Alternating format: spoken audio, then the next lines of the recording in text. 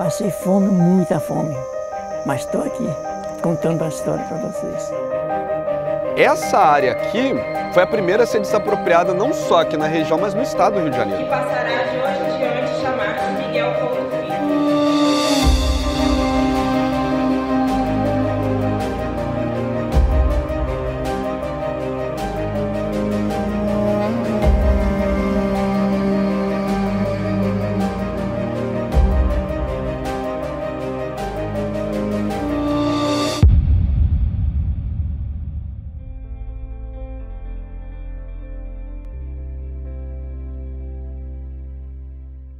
Pedra Lisa é um bairro atrelado à memória da luta camponesa. Registramos nesse documentário nossa homenagem e gratidão a todos e todas que construíram essa trajetória e aqueles que seguem montando as peças dessa memória, reconstruindo e fortalecendo a história de luta pela terra.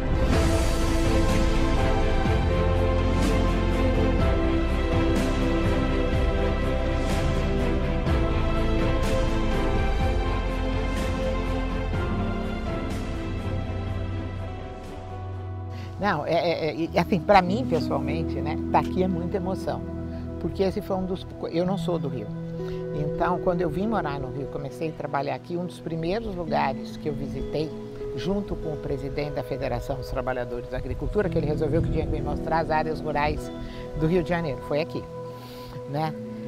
E também, isso nos anos, no final dos 70 e início dos anos 80, eu vim para o Rio em 79, né?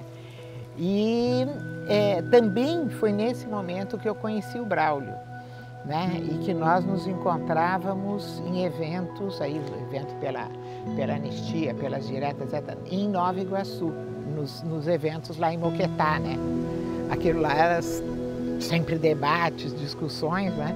Foi lá que eu pude conhecer o Braulio e começar a ouvir um pouco a história dele, né? E me encantar, né? Aqui para Pedra Lisa, a figura acho que mais significativa, quando eu estive aqui fazendo a pesquisa para a Comissão da Verdade, me chamou muito a atenção como as pessoas se lembravam e se emocionavam da figura do Braulio Rodrigues, né? As pessoas assim, falavam do Braulio não só como uma liderança, mas como uma pessoa que estava no dia a dia deles.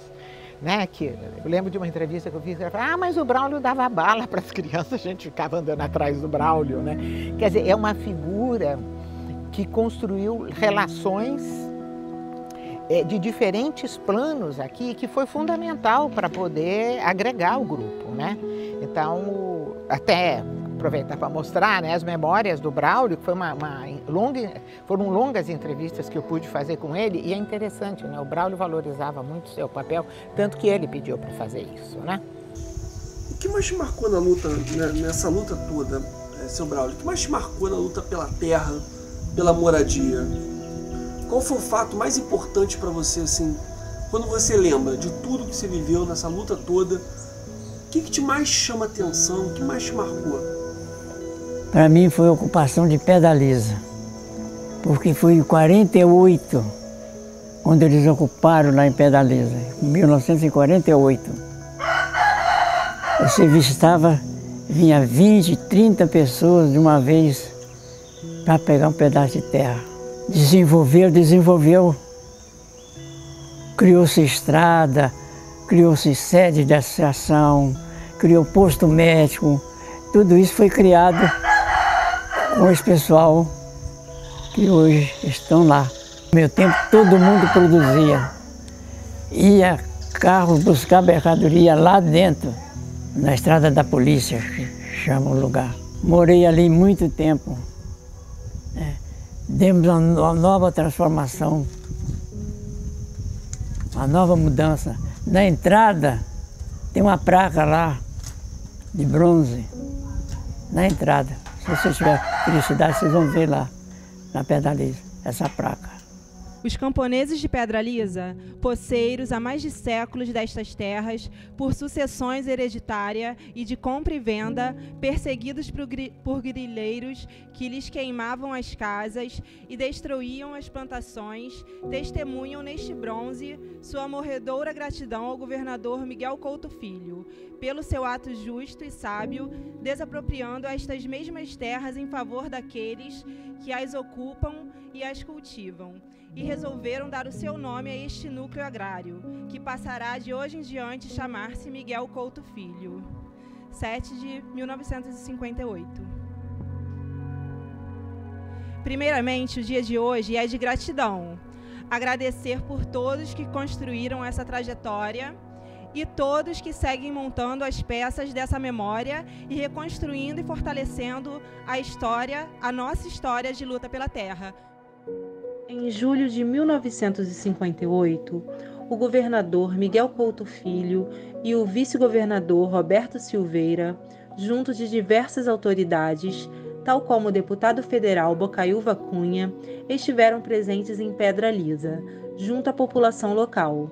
Nessa cerimônia, foi instalada a placa de bronze em comemoração às desapropriações das fazendas Santo Antônio do Mato e Limeira, reivindicadas pela Companhia Fazendas Reunidas Normandia, considerada uma empresa grileira pelos poceiros que por lá viviam.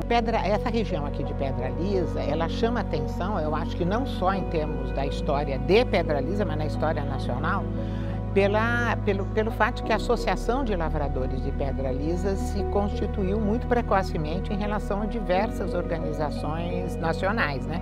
A associação ela foi fundada em 48 e já a partir de uma organização de lavradores, né? A associação é a formalização de uma organização de lavradores que estavam sendo ameaçados de serem expulsos das terras onde eles viviam já há pelo menos uma década, né?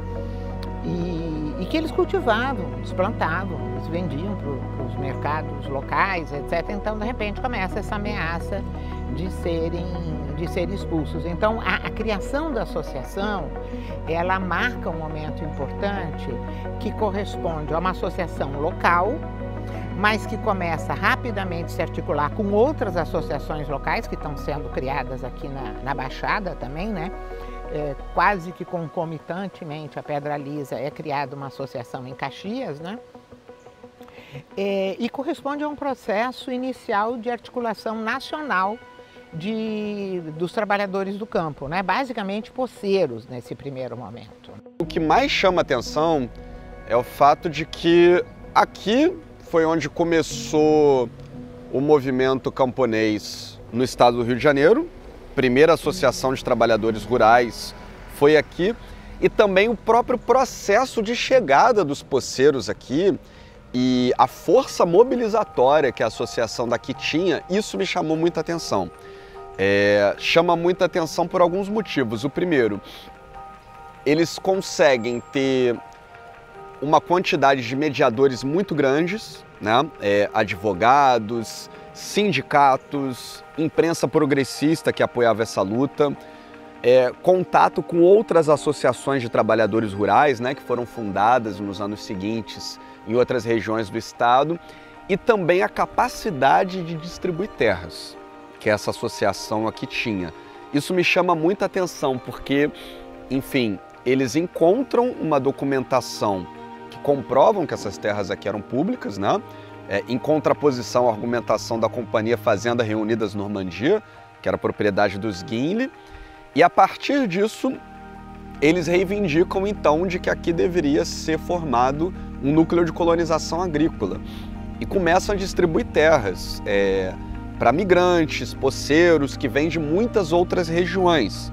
Alguns anos depois, aí já na metade da década de 50, quando a associação aqui começa a ter uma quantidade gigantesca de associados, se eu não me engano, chega a um pico de 1.200, eles começam a também associar gente lá do outro lado, onde hoje é o assentamento Fazenda São Pedro, que também estava em disputa com, mas aí no caso eram meeiros, né, não poceiros, que trabalhavam para a então pretensa proprietária, Doquésia Paz Leme, né?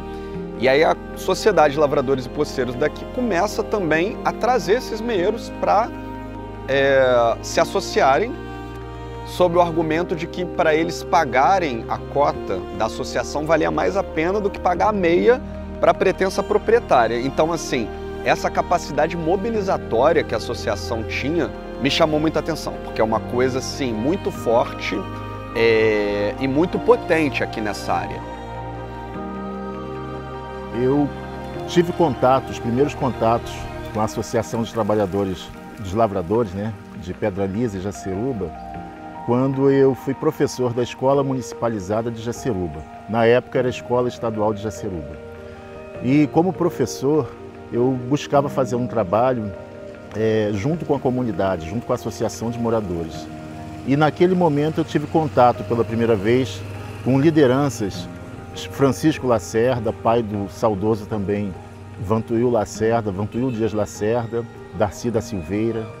E o contato com essas lideranças me fez tomar pé da situação e de quanto essa região e a luta dos trabalhadores dessa região foi importante para o desenvolvimento não só dessa região, mas de todo o município. Muitas políticas públicas foram desenvolvidas a partir da luta desses profissionais, desses trabalhadores, né? A escola de Jaceruba, a ponte de Jaceruba, isso são coisas já da minha época. Mas anterior a isso, na década de 1960, aqui em Pedra Lisa, que era o núcleo central onde esses trabalhadores se organizavam, e muitos deles moravam por aqui e possuíam seus sítios nas áreas, nas adjacências, Jaceruba, Cangote de Porco, Santo Antônio e aqui em Pedra Lisa mesmo,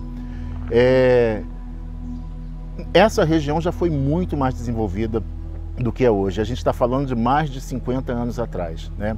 Aqui é difícil você pensar que aqui tinha posto de saúde, que aqui tinha a escola organizada pelos trabalhadores, porque o Estado até então, né, o poder público estatal, não aparecia nessas regiões. Então eram os trabalhadores organizados que lutavam pela escola. Essa escolinha que vocês estão vendo aqui, hoje é uma escola bem maior, né, foi fruto, né, da luta dos trabalhadores. E era uma escola que já à frente do seu tempo, a gente está falando da década de 1960, já trabalhava com teatro, com arte e educação, com música, né? E toda essa história não foi contada nos livros oficiais. Eu pude ter acesso a essa história através do convívio, né, com essas lideranças que eu já mencionei. Chico Lacerda, Vantuil Lacerda.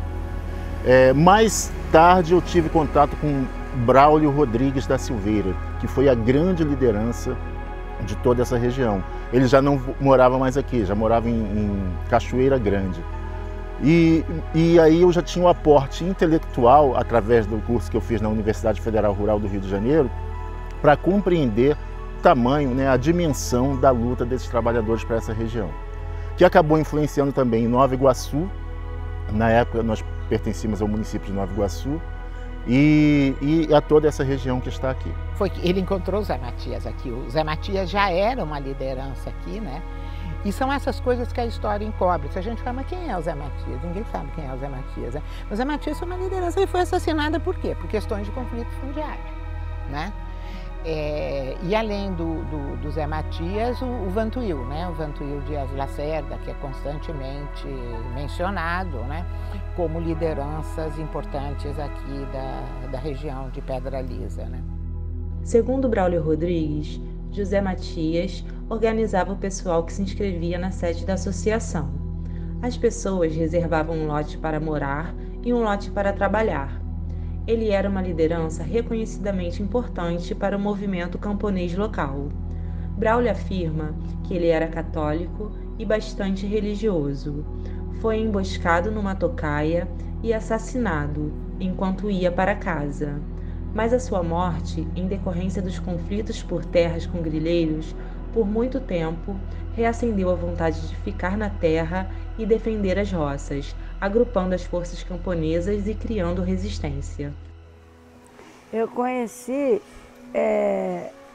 pelo meu pai, né? Quando eu nasci, meu pai já estava aqui, que eu tenho irmão até mais velho do que eu, né? Que nasceu nesse lugar. Meu pai já era ali, da associação, que não era associação, era cooperativa. viu? E ali, aqui nós fomos crescendo, né? Plantando ali no sítio. E o que a gente plantava aqui, a gente levava para vender em outro lugar. A gente não, meus irmãos mais velhos, eu era menor. Meus irmãos mais velhos vendia na época da Maria Fumaça. Levava para Japeri, né? São João de Meriti, onde que a Maria Fumaça passava. A mandioca, ela sempre foi uma cultura presente, né? Tinha aqueles produtores. Nós tivemos um período que era de produção de arroz, que também se organizava por um outro lado, e eles mantinham isso, toda essa produção direcionada para o mercado da região. E não era um mercado pequeno, ou não era uma produção pequena. A gente sabe que daqui saíam diversos caminhões, uma quantidade grande de alimentos para abastecer a cidade que se desenvolvia e vinha ocupando cada vez mais aqui o espaço. Então, dessa maneira que eles estavam organizados, em função de uma produção de alimento voltado para o consumo na cidade. Quando essas associações foram fundadas, aí, final dos anos 40, início dos anos 50, conforme o local, os trabalhadores do campo não tinham direito à sindicalização. Né? O direito de sindicalização foi sendo construído para os trabalhadores urbanos, aqueles que eram reconhecidos como trabalhadores a partir da lógica da CLT. Né? Os rurais ficaram de fora desse processo. Então, uma das faces das lutas das associações, né, quando começaram a se articular as bandeiras, construir bandeiras nacionais, uma delas era o direito à sindicalização, que só foi se concretizar em 62, a partir de uma portaria do Ministério do Trabalho e depois em 63 com o Estatuto do Trabalhador Rural. Né? Então, desse ponto de vista, o Rio de Janeiro, né, teve um caráter importante, né, porque aqui as associações proliferaram, né, não só na Baixada, em Campos também, e já em 59 foi criada uma federação de associações de lavradores, que era o que existia. Né? E à medida que quando a sindicalização foi regulamentada, essas associações de lavradores começaram a entrar com pedido de emissão de cartas sindicais. E essa federação, a primeira federação sindical, né, Federação dos Trabalhadores na Agricultura, a base dela não é nenhuma novidade, é a Federação dos Lavradores que se tornou uma federação sindical, né? E que tinha à frente as principais lideranças dessas lutas. Os assentamentos, eles têm mais a ver com o momento pós-ditadura, né, na Nova República. Um dos primeiros assentamentos da Nova República foi o assentamento Boa Esperança, que é aqui perto. Só que estes assentamentos que existem aqui nessa região, né, assentamento Fazenda São Pedro, assentamento Fazenda Normandia, Normandia 2, e o assentamento Fazenda Pedra Lisa, que é mais aqui perto, todos eles têm a ver com as desapropriações da época da Sociedade de Lavradores e Poceiros de Pedra Lisa, ou seja, tem a ver com as lutas pré-ditadura, né? Com a mobilização camponesa da década de 50, 60. Então, o que aconteceu? Falando, por exemplo, do assentamento Fazenda São Pedro e o assentamento Fazenda Normandia. O assentamento Fazenda São Pedro, ele entra para a área de atuação do governo estadual aqui, enquanto um assentamento estadual, se eu não me engano, já no início da década de 90, mas passando por um processo na década de 80, só que anteriormente, essa área da Fazenda São Pedro foi desapropriada em 1960, no governo do Roberto Silveira, que ele era do PTB, né, o mesmo partido do João Goulart. E essa desapropriação acontece pelo mesmo motivo que essas áreas aqui no entorno do centro de Pedra Lisa também são desapropriadas. Acontece porque haviam documentações que comprovavam que essas terras da então pretensa proprietária do Okésia Paz Leme eram aparentemente griladas, né? Porque, ao que tudo indica, essas terras foram vendidas lá atrás, em 1871, para a coroa brasileira, né? Ou seja, para o governo imperial, que depois a União é a herdeira do governo imperial, e logo essas terras são públicas. e é desapropriada a Fazenda São Pedro a partir dessa mobilização junto dos poceiros daqui, do centro de Pedralisa, com os meeiros de lá da Fazenda São Pedro, e se torna um núcleo de colonização agrícola, né? Vale lembrar que o governo do Roberto Silveira, com o plano agrário, que foi aprovado na LERJ assim que ele foi eleito, né, consegue instituir e regulamentar a possibilidade do governo estadual criar núcleos de colonização agrícola. Então, assim, a mesma área de desapropriação da Fazenda São Pedro, né, na década de 60, em 1960, se torna, depois da ditadura, na Nova República, um assentamento estadual. A mesma coisa pode ser dita para a Fazenda Tenente Pacheco. Ninguém mais utiliza esse termo, né? Tenente Pacheco, era como essa fazenda era chamada. Existia também um onômino, que era Fazenda Boa Esperança, que, ao que tudo indica, provavelmente pega até uma área do que hoje é o assentamento Boa Esperança, mas de toda forma, a Fazenda Tenente Pacheco, que também foi resultado de mobilização dos camponeses daqui, em 1961 ela é desapropriada para se tornar também um núcleo de colonização agrícola, e depois, na Nova República, se torna um assentamento estadual, que é o assentamento Fazenda Normandia. Essa área aqui foi a primeira a ser desapropriada não só aqui na região, mas no estado do Rio de Janeiro, né? Foi em 1958, quando aquela placa de bronze ali é inaugurada, em decorrência da desapropriação de 2 fazendas no mesmo decreto.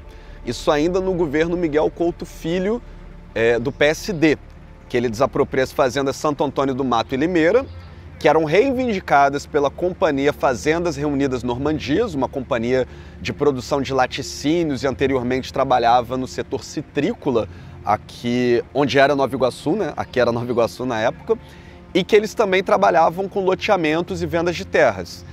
E essa documentação que os camponeses tinham em posse também demonstrava de que as áreas da Fazenda Companhias Reunidas Normandia eram griladas. Então, logo, olha a confusão que isso vai resultar.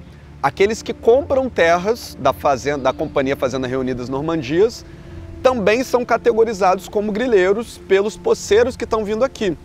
Então, o conflito se configura dessa maneira. Os poceiros de um lado, os grileiros de outro, né, que podem ser desde compradores irregulares de terras até grandes corporações, e isso resulta, essa mobilização resulta na desapropriação dessa área aqui, né, logo em 1958, que não consegue se tornar um núcleo de colonização agrícola, porque ainda não estava regulamentado pelo plano agrário que foi aprovado na LERJ só depois que o Roberto Silveira assume, né, em 1959.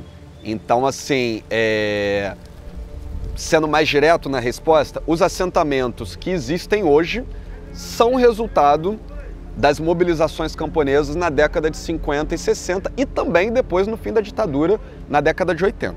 Olha, no princípio de tudo, o meu irmão mais velho, que no caso era o Genesi, ele trabalhava muitos anos numa fazenda lá do Espírito Santo, que era a nossa terra natal. Aí ele, por motivo de ser muito escravizado lá na fazenda, ele acompanhou um primo dele, que tinha uma residência aqui, e falou assim: olha, no Rio seria mais fácil você sobreviver enquanto você está vivendo debaixo da escravidão. E meu irmão Genesi veio para cá, foi na época do Roberto Silveira, em 1960, que foi o Tenente Pacheco, foi aquela turma. Aí o que acontece? Esse sítio onde nós residimos, o meu irmão veio, localizou aquele sítio, e há alguns tempos apareceu algumas pessoas que diz que era daquela fazenda Normandia, que era o Tenente Pacheco, aquele pessoal todo. E ali eles nos afrontaram, disse que aquela terra ali era uma terra de revoluta, uma terra que não podia ninguém poçar, mas o meu irmão já tinha deixado ali naquele conflito. Eles levantaram uma sindicância, cada proprietário. E ali meu pai foi muito resistente na época, ele era garoto, tinha uma faixa de 7 para 8 anos, meu pai foi muito resistente, meu pai era deficiente. E ali foi naquele conflito deles falar que meu pai tinha que sair dali, não tinha, e na época nós éramos muitos irmãos. Era muitos irmãos, tinha irmã, tinha irmão. Aí meu pai questionaram para ele que ele veio para ali para poder matar a fome dos filhos, que no caso seria a gente. Aí ele falou assim, olha, mas vocês não vão poder ficar aqui. Aí eles programaram uma força maior para tirar meu pai a troca de caixa. E na minha época, eu era garoto, tinha um pouco de recordação, não tudo, mas tinha um pouco de recordação, que quando eles prometeram, na época do Braulio, aquele povo que eu me lembro bem do Braulio, foi alguns deles que acompanhavam a reunião, e ele disse, olha, quando eles chegar aqui, vocês não vão atacar eles, mas vão responder que vocês vieram aqui porque a fome onde você estava era muito cruel. E meu pai estava sendo escravizado lá, e meus irmãos sendo escravizados, e ali dependia da terra para poder comer e viver do suor do rosto dele. Aí eles mandaram o exército fazer uma verigação concernente o proprietário, que era meu pai. E meu pai resistiu, eles mandaram o exército. Isso foi no período da ditadura militar? Foi isso, foi na época do exército, da ditadura militar. E eles vieram com um bando de soldados, aquele carrão do exército. E quando eles chegaram lá, eles perguntaram ao meu pai, o que vocês querem? Vocês querem sair daqui ou vocês querem sair à força? O meu pai falou assim, olha meu amigo, eu vim aqui matar a fome dos meus filhos. Eu não vim guerrear com vocês, vim guerrear contra a fome. E eu quero viver honestamente, ganhando o suor do meu rosto. Quero criar meus filhos, porque eu fui criado, trabalho, eu sei roçar, sei capinar, sei cortar de machado. Aí ele falou, mas o senhor é uma pessoa deficiente, o senhor é o pepé, o senhor não consegue fazer isso? Não, meu pai, eu sei capinar, sei roçar, sei fazer tudo quanto é tipo de plantação. E eu não vim aqui. E ele falou assim, muito bem, o senhor está aí, mas o senhor está invadiu uma área que é militarismo. Eu falei, não invadi, eu vim para aqui para matar a minha fome. Estou a respeitar a lei porque eu estou lutando contra a fome. E repetiu para o meu pai, disse assim, sendo assim, a gente não vai, vocês, vamos ficar aí, mas vai ter uma norma para você. E eles viraram o exército, o carro, foram embora. Não afrontou ninguém, não matou, não atirou ninguém, e foram embora. Nessas alturas, alguns proprietários que tinham também quase as mesmas condições do meu pai, que na coisa já estava quase entregando os pontos, porque quando eles falaram para o meu pai que a sentença de todo mundo era exterminar todo mundo. Aí o meu pai falou, então faz o seguinte, antes que vocês matem os filhos e a minha esposa, me mata primeiro.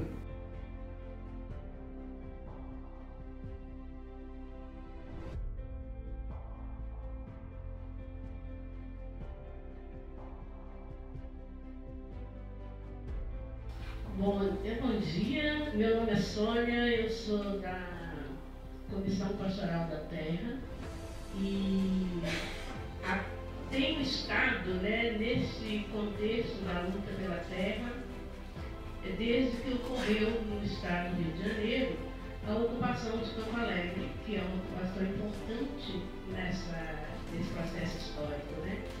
Quando estava revisitando a história de luta pela terra aqui neste território, eu comecei a perceber a importância que isso teve, seja confirmada aqui pelas falas do companheirinho que me antecedeu, quando ele vai dizer o quanto isso foi importante, seja aqui, para este lugar, mas seja para o Estado. E eu digo que para mais do Estado do Rio de Janeiro, ela teve uma importância, um impacto no pensar do processo de elaboração de uma proposta de reforma agrária para além dela mesma.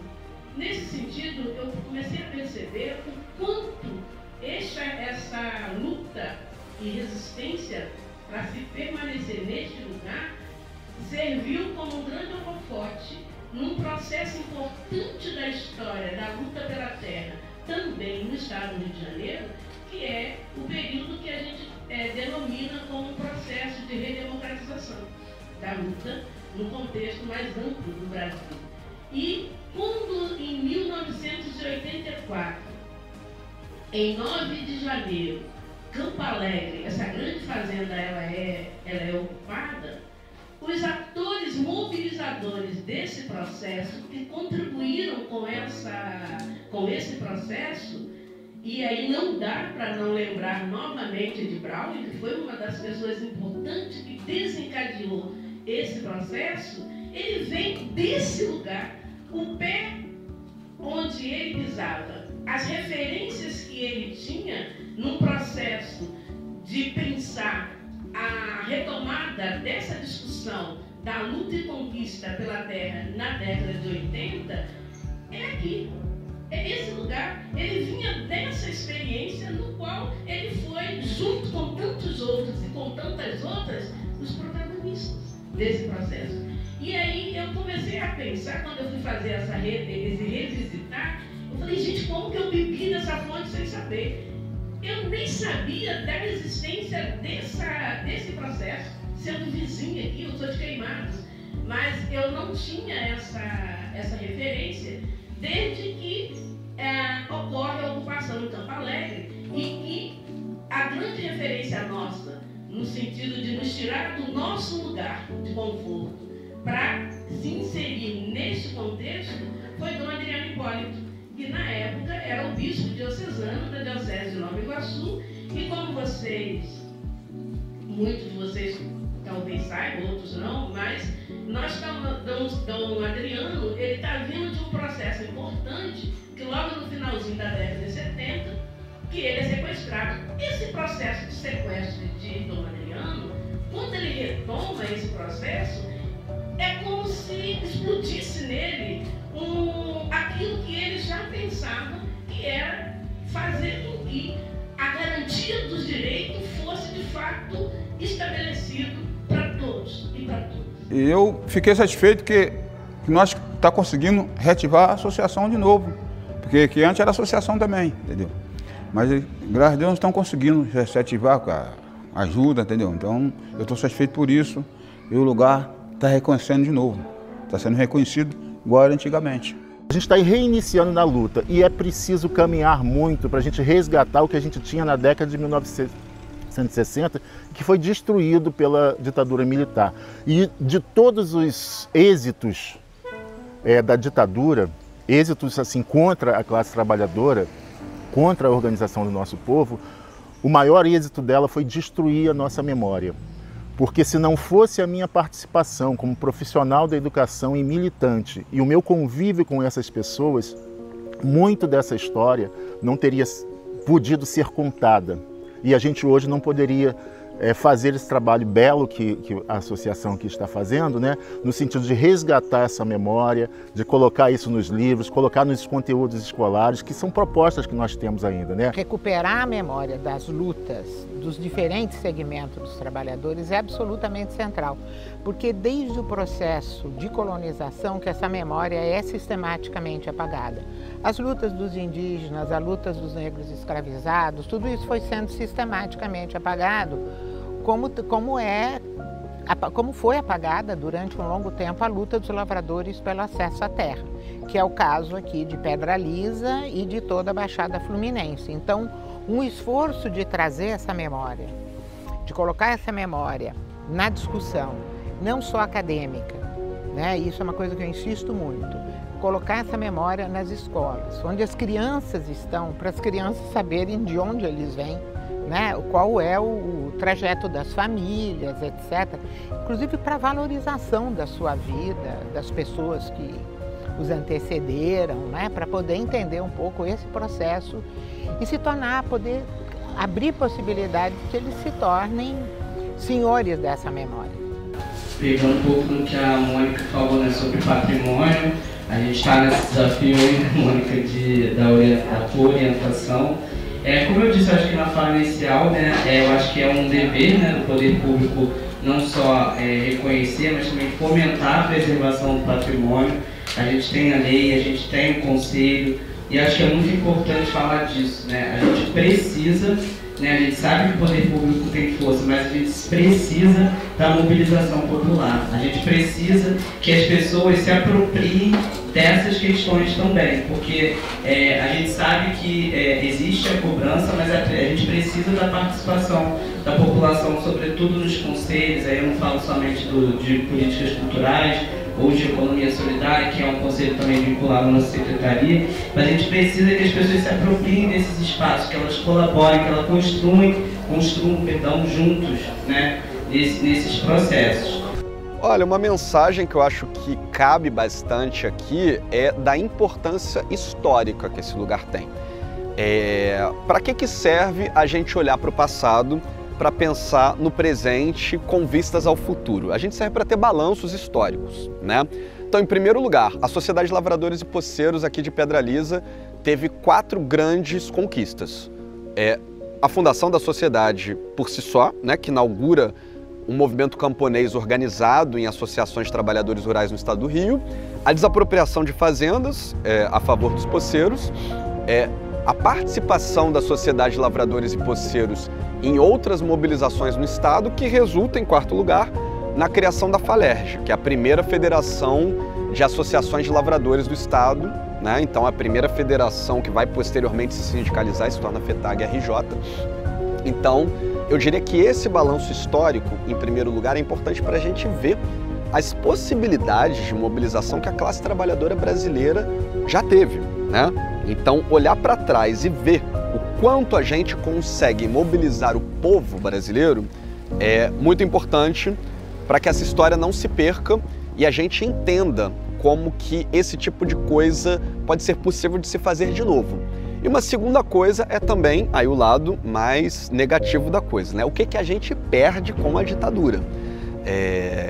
Não só aqui em Pedra Lisa, né? Tudo isso que eu já expliquei, da falta de serviços públicos que vão sendo fechados aos poucos, volta da grilagem durante o período ditatorial, mas também uma desmobilização forçada com repressão. Então é necessário fazer esse balanço histórico de que no período antes do golpe era uma mobilização camponesa tão forte aqui e no Brasil inteiro, em que o próprio regime de propriedade da terra estava sendo questionado. É claro que de um ponto de vista reformista, mas na minha visão eu acho que isso foi um período da sociedade brasileira em que a gente chegou mais próximo de questionamento do monopólio latifundiário. Então, assim, isso é algo importante de manter essa memória, para que esse balanço seja feito e de que também o processo repressivo nunca se repita. Ela é muito importante porque a gente está registrando a história dos agricultores, né? A ação coletiva desses agricultores, né? O que esses agricultores conseguiram construir para a própria história e memória do município. E é importante levar isso para a população, né? Porque foi uma construção muito bonita, né? Como vocês podem ver, né? E essa história tem muita relevância para o município de Japeri, né? Faz parte da construção do município de Japeri. Sim. Eu sinto assim que quando nós não conhecemos a nossa história, né? É como se não existisse uma parte da gente, né?